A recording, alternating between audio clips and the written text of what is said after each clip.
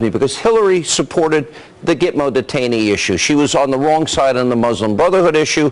The Iranian issue was negotiated while she was the Secretary of State, and the same thing with Iraq and the same thing with Syria. Now, she has taken through the Clinton Foundation and donations to the Clinton Library. I want to go through this slowly. Stay with me. If you start with Saudi Arabia, okay, $25 million up to that amount to the Clinton Foundation, $10 million to the Clinton Library. Women can't drive. They need permission to work or travel. Marital rape not recognized. If you're gay or lesbian, punishable by death. No churches, no temples in Saudi Arabia. She takes their money. Go to Kuwait. Up to $10 million donated to the Clinton Foundation.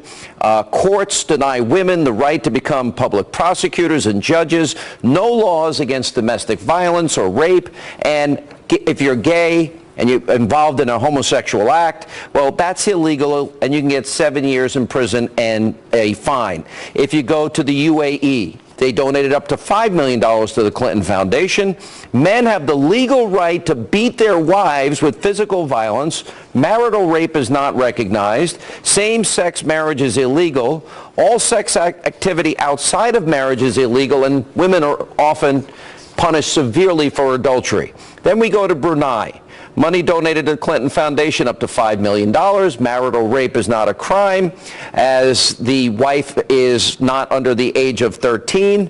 And if you're gay, those acts are illegal, punishable by up to 10 years in prison, in some cases death. Qatar, $5 million up to that amount to the Clinton Foundation. Marital rape not a crime. The law states that it's a woman's responsibility to obey her husband.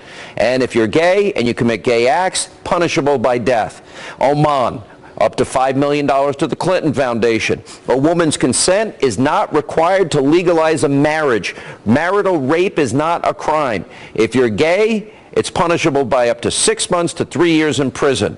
Algeria gave what? Up to $500,000 to the Clinton Foundation. Marital rape not a crime. Married women under 18, they can't travel abroad without the permission of their husband. Homosexual activity is illegal, punishable by 2 months to 2 years in prison and a fine. And the Washington Post reports that many Middle Eastern countries donated over $1 million to the Clinton Foundation, as you can see up there on the screen. Now, I say all of this. She says she's the champion of women's rights and gay rights. And up until this week, she's never criticized the practices of these countries and took their money. How corrupt, is that hypocrisy in your view?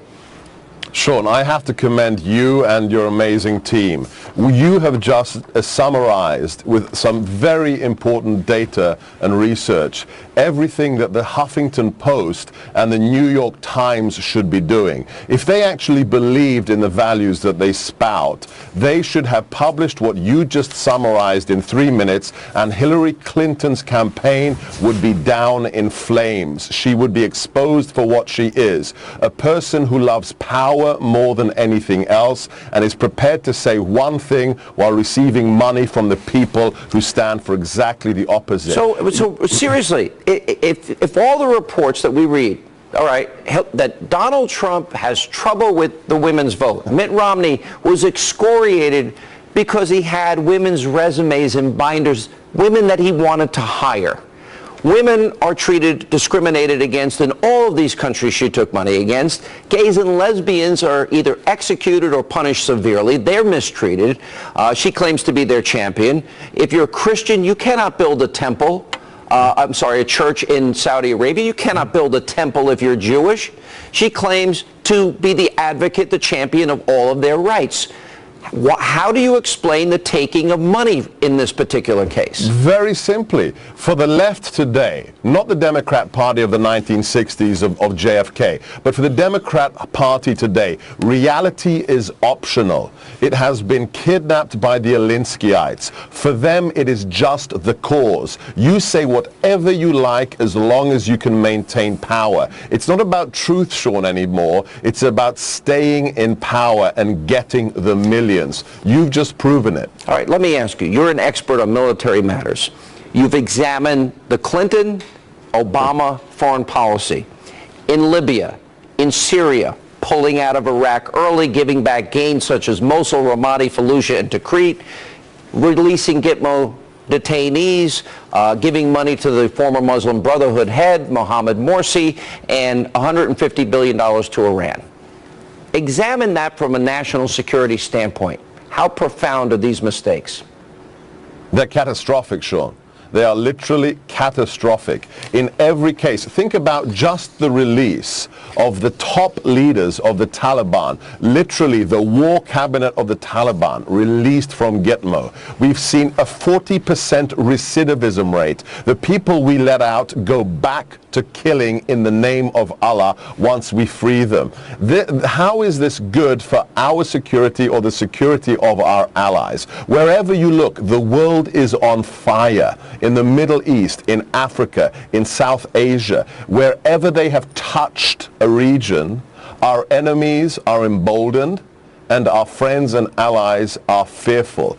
Whoever the next president is, it will be a job of Herculean proportions to win back the confidence of everybody who no longer trusts us because of Hillary Clinton's foreign policy and the national security policy of President Barack Obama. You know what? I wish you were in charge, Sebastian Gorka.